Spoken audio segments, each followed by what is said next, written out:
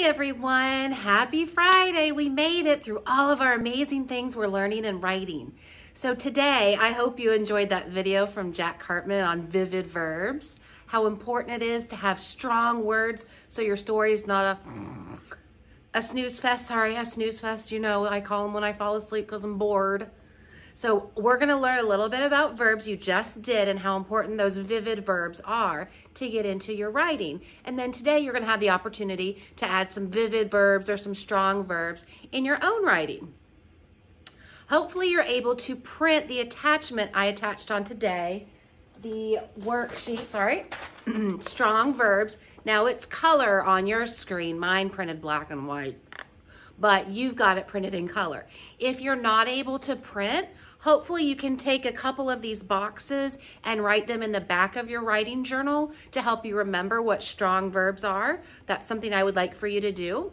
If you're able to print it out, trim up the sides, and then you can glue it on one of the back pages of your writing journal so you've got your strong verbs always there to remind you.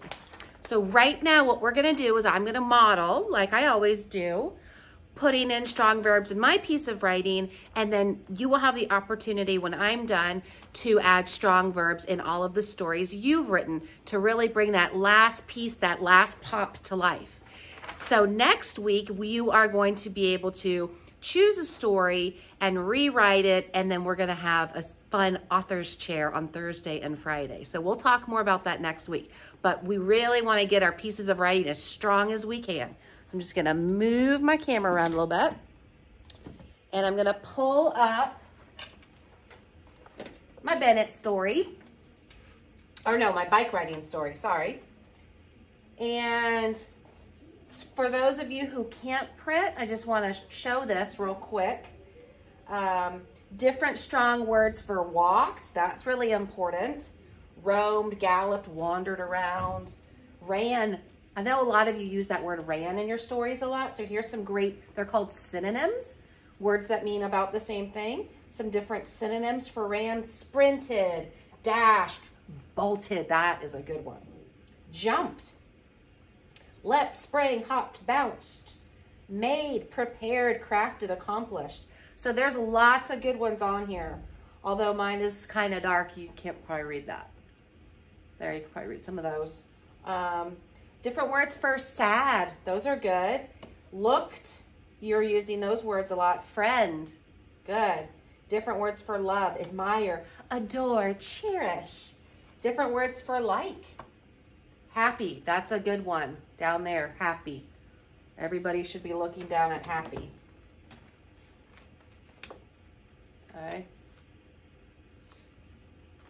Different words for happy: cheerful, delighted, upbeat, pleasant, tickled. So all of these are considered strong verbs. They're words that give a little more powerful meaning to your writing. So, we know my bike riding story. Yes, we do, right? Clumsy Mrs. Peters. So I'm gonna read it again. I know we just looked at it, but we're gonna do it again, and then I'm gonna come up with some strong verbs. I'm gonna try to come up with 2 or 3 for each story, okay? Bike riding. I love to bike ride with my family. During the quarantine one night, Vivi and I were biking. I was trying to show off and do a trick by jumping off the curb. Could I think of something besides jumping that could mean the same thing that's a little more powerful? Well, I could look at my chart. Leapt, sprang, hopped, somersaulted. Those don't really work because I was on my bike, right? I like the word launched. I launched off the curb.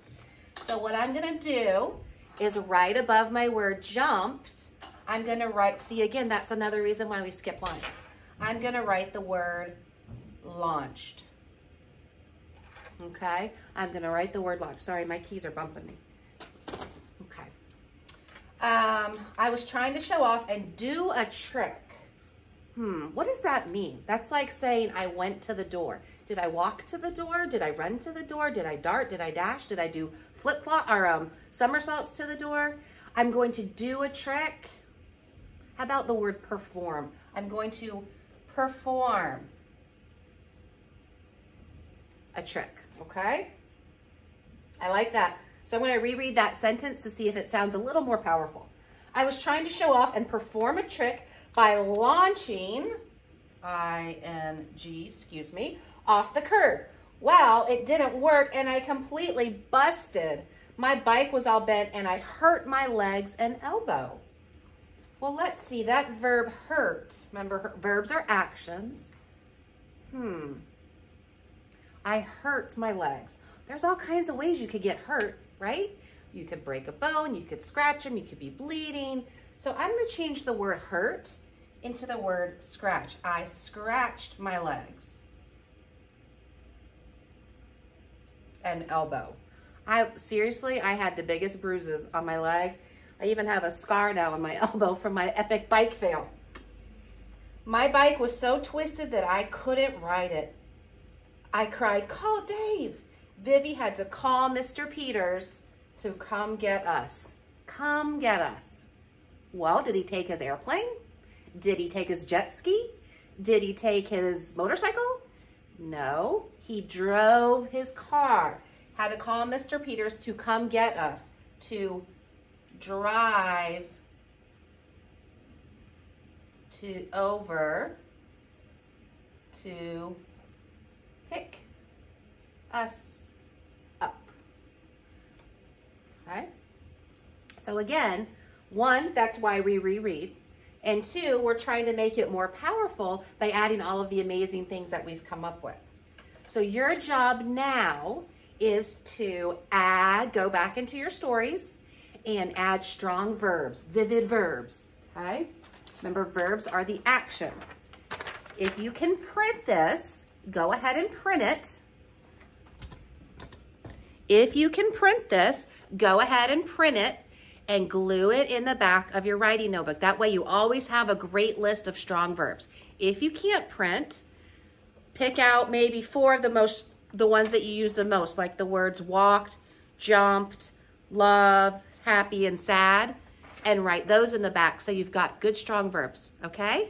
So get to work, add 2 or 3 strong verbs in every piece of writing, then have mom or dad check, and we'll get to work next week. Have a great weekend.